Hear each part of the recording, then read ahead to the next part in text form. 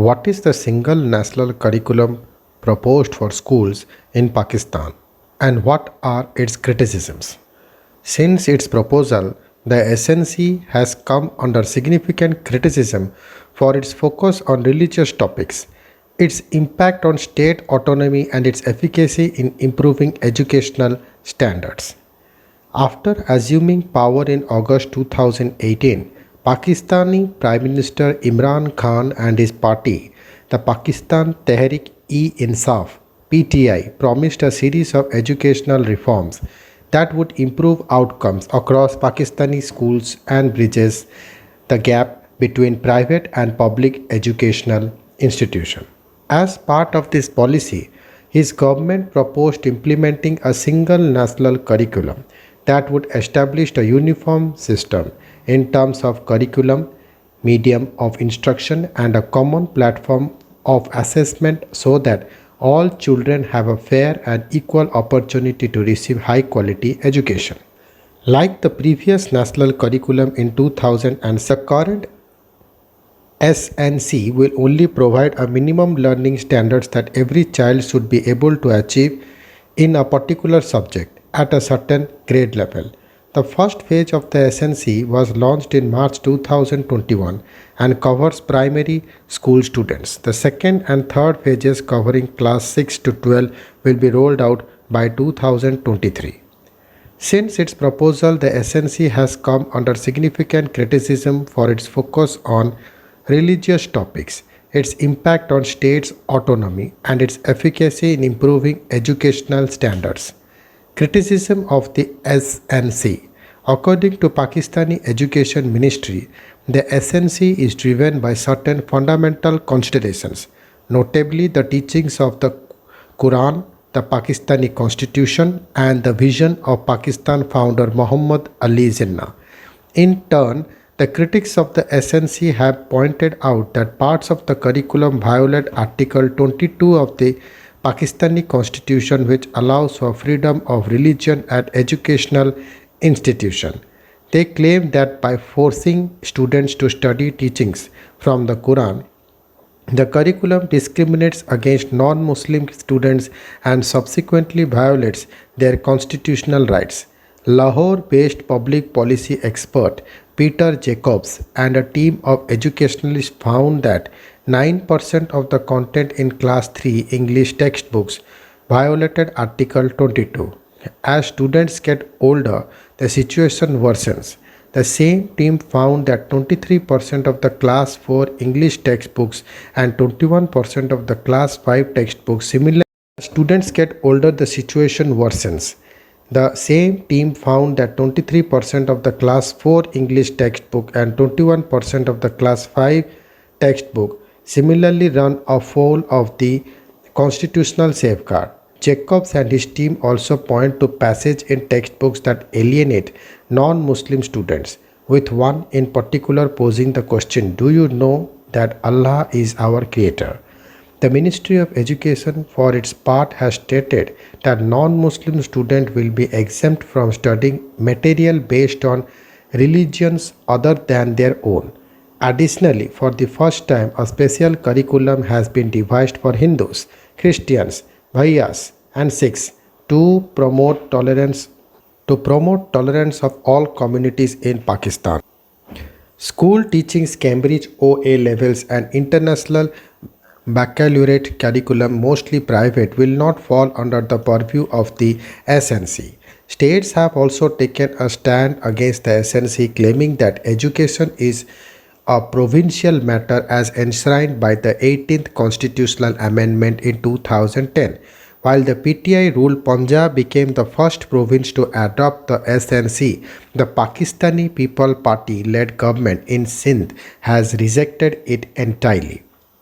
The government in Balochistan and Khyber Pakhtunkhwa have also claimed to be ill-prepared to implement the curriculum this year.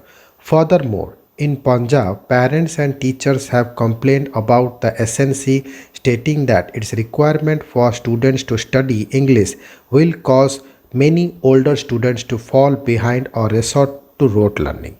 To allay these fears, Pakistani Ministry of Education has pointed to nationalized curriculums in several other nations.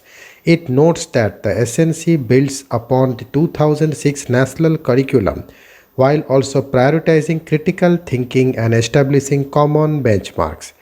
Additionally, the ministry has claimed that the SNC was designed by a well qualified team who conducted comparative studies against educational curricula in Singapore, Malaysia, Indonesia, and the United Kingdom to decide what content to include. The government has also cited false propaganda as one of the reasons behind public distrust of the SNC. In particular, it has responded to rumors surrounding the standards for biology textbooks, noting that several sources have incorrectly claimed that human anatomy figures in those books would be covered with appropriate clothing.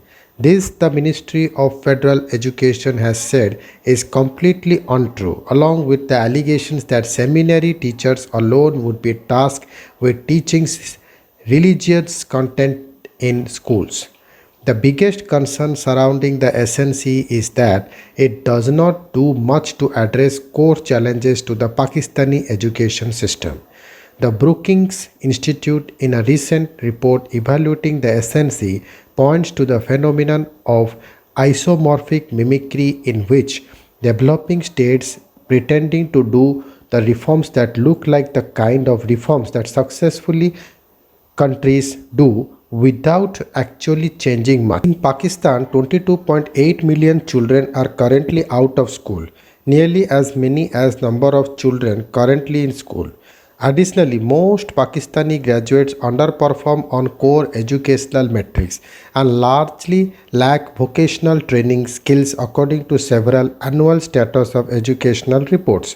Advocates of education reforms argue that SNC does little to address low attendance rates, poor teaching quality, and a lack of funding for schools. While some, including Fulbright scholar Zulfikar Ali Sheikh, praised the government for its attempt to introduce a standardized benchmark, others accuse it of being more of smokescreen to distract from a lack of attention given to meaningful reform. SNC and Madrasa. One of the key components of the SNC will be the integration of madrasa or religious institution into a unified educational system. There are currently 25,000 madrasa and 250,000 ordinary schools in Pakistan, meaning that roughly 1 out of 10 children in the country rely on madrasa for their educational needs. While these madrasa have been criticized for producing poor educational outcomes, the fostering extremism, they are often the only option available to poor students, providing them with a free education and often food and shelter as well. Mainstreaming of madrasa has been a priority of many Pakistani governments in the past. In the 1980s, 1990s, Institute of Policy Studies, a prominent think tank in Islamabad, held conferences to consider whether the madrasa would be open to teaching contemporary discipline along with theological subject matter. After 9/11, Parvez Musharraf, then Prime Minister, attempted to introduce non-religious subjects in madrasa to address concerns that they were hotbeds of religious radicalization. His policy failed to be realized in its entirety. However, most madrasa agreed to include some non-religious subjects, albeit without succumbing to universal educational standards prescribed by the government. Under the SNC, the Ministry of Education and the Federation of Religious Seminaries have agreed in principle to bring the madrasa under the gambit of formal schooling.